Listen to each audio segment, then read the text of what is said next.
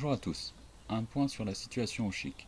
La période estivale a été très compliquée pour de nombreux agents, de nombreux services qui ont travaillé un nombre réduit en mode dit dégradé par manque de remplacement, des effectifs insuffisants qui deviennent d'ailleurs la norme. Nous avions déjà alerté depuis longtemps et dernièrement au 15 juin dernier que la situation était très compliquée et que l'été allait être très compliqué. Ça s'est confirmé. Beaucoup de services sont dans la panade. Il y a un manque de personnel criant. Beaucoup d'agents n'ont pas eu 3 semaines consécutives. Si on rajoute à ça l'obligation vaccinale à la rentrée qui a ajouté une trentaine de suspensions d'agents, on a une réelle perte de compétences et c'est assez dramatique sur l'établissement. Les agents sont épuisés, on voit de plus en plus de démissions d'agents, de disponibilité, demande de non-renouvellement de contrat. Ça pose réellement la question, au-delà de l'attractivité de l'établissement, celle de la fidélisation de ces agents. Euh, Nous avons également l'information de la direction comme quoi les postes saisonniers ne seront plus d'actualité à partir de l'année prochaine. C'était déjà le cas dans beaucoup de services de soins, mais là, ça va être le cas pour l'ensemble de l'hôpital. Et donc, ça va accentuer cette problématique de pause de congé et d'effectifs dans les services. Donc c'est des cadences toujours plus élevées, hein. Il faut faire autant avec moins. De plus en plus de tâches sont normalisées avec des normes qui en plus augmentent. Euh, c'est vraiment une recherche de quantité au détriment de qualité, une mise en concurrence des agents, une mise en concurrence des services, avec certains secteurs comme le secteur technique qui est qualifié de prestataire, qu'on qualifie presque de tâcheron, hein. Vous imaginez bien les agents, comment peuvent-ils se retrouver dans leur travail et dans leur valeur dans ces conditions-là. À cela, vous rajoutez le projet de réorganisation des médecines et chirurgies qui a eu lieu durant l'été. Alors la CGT s'était offusquée et avait demandé à ce qu'il ne soit déjà pas testé sur cette période-là, que ce n'était pas aux opportuns. Et nous avions travaillé avec les agents pour montrer que ce ne serait pas concluant de faire ce projet-là. Donc la direction dernièrement fait marche arrière, mais il a fallu 2 ou 3 mois où les agents ont galéré tout simplement dans leur service. La problématique de l'hôpital, c'est aussi et surtout les manques de lits en aval, c'est-à-dire après les urgences, après les services de médecine.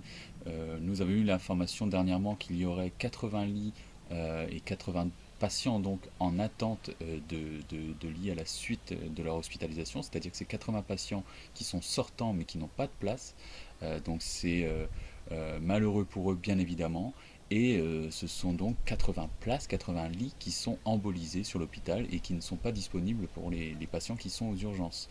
Donc vous imaginez bien la complexité que ça entraîne sur toute la chaîne du soin sur l'hôpital.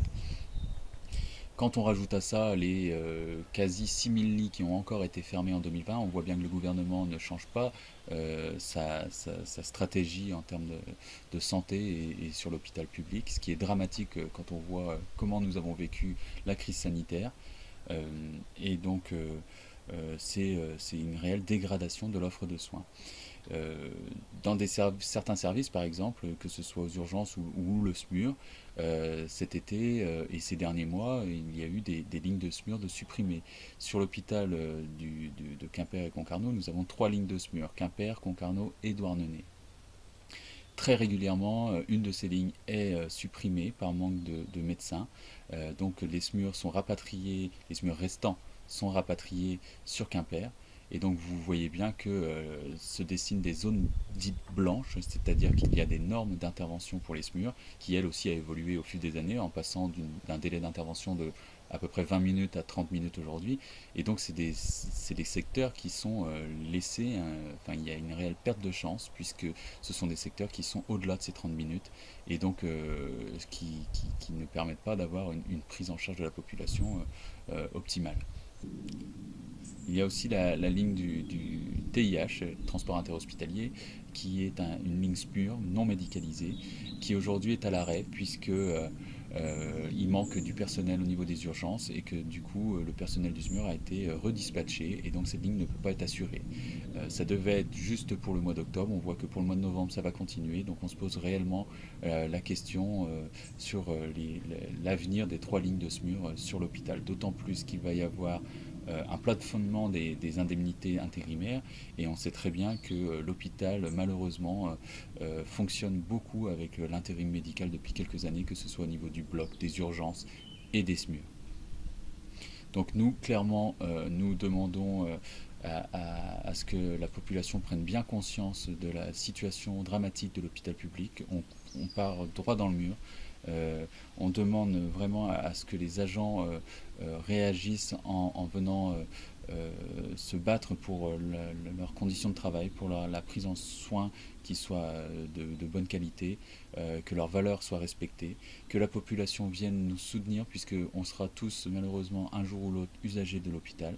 Et on demande également aux élus de notre territoire de venir nous soutenir puisque c'est aussi de la responsabilité des élus qu'il y ait une offre de soins qui soit bonne et qui respecte la population sur l'ensemble de notre territoire. Donc on vous donne rendez-vous mardi prochain, 19 octobre, à 14h45, devant l'hôpital de Quimper, pour revendiquer, affirmer notre soutien à l'hôpital public.